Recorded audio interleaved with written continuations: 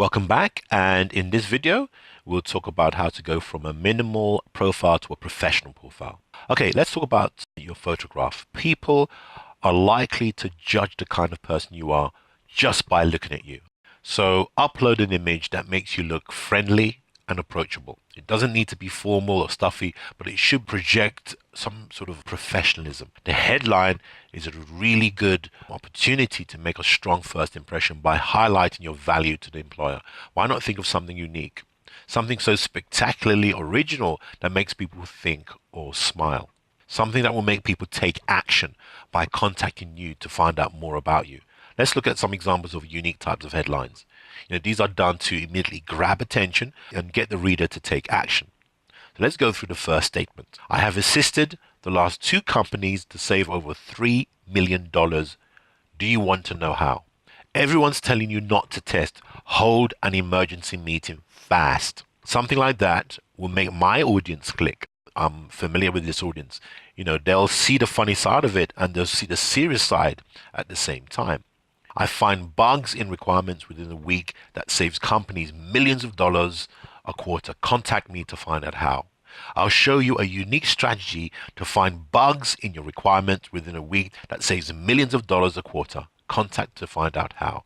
Again, these are types of statements because you're communicating with your specific audience. The statements I've just given you, this is for the software development audience. They will know immediately. If I'm able to save a company $3 million through my strategies, software testing strategies, they will want to contact me. A recruiter who is looking for a top job would want to contact me. So let's talk a bit about the summary. The LinkedIn summary is the most important white space on your entire LinkedIn profile. It's really an opportunity to shine.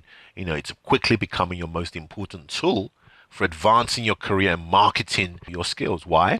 Because it's the only area on the profile where you get to define yourself from scratch, because it's the first thing people read, whether they decided to click on your photo or headline or they've actively searched on your name. And because it's personal, it's where people look to find out what makes you tick. People are learning about you online before they ever shake your hand.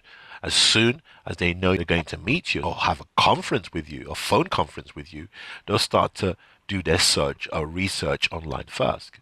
Questions you have to ask yourself are, does your summary do justice for you? Have you just copied and pasted your old resume as a temporary measure, which is what most people do? They just copy from their paper copy, online copy onto the profile. What you need to do, for me, is to tell your story. A summary should be a short version of why you are doing what you're doing. Nowadays things have changed. You need to ensure that your professional online status is distinctive, engaging, and well written. It's also important that you write your summary in the first person. When you decide to write it in the third person, it makes you look unfriendly, out of touch, and stuffy. So you want to be in the first person. You want to tell your story. Look at how other people are telling their stories. Stories are so powerful. We have a report about stories. Maybe go through that PDF report about stories, because that story is what you're going to be handing out to existing prospects, existing clients, because you want to be able to get them to tell their stories, to engage with their current employer, prospective HR managers. So I'll see you on the next video.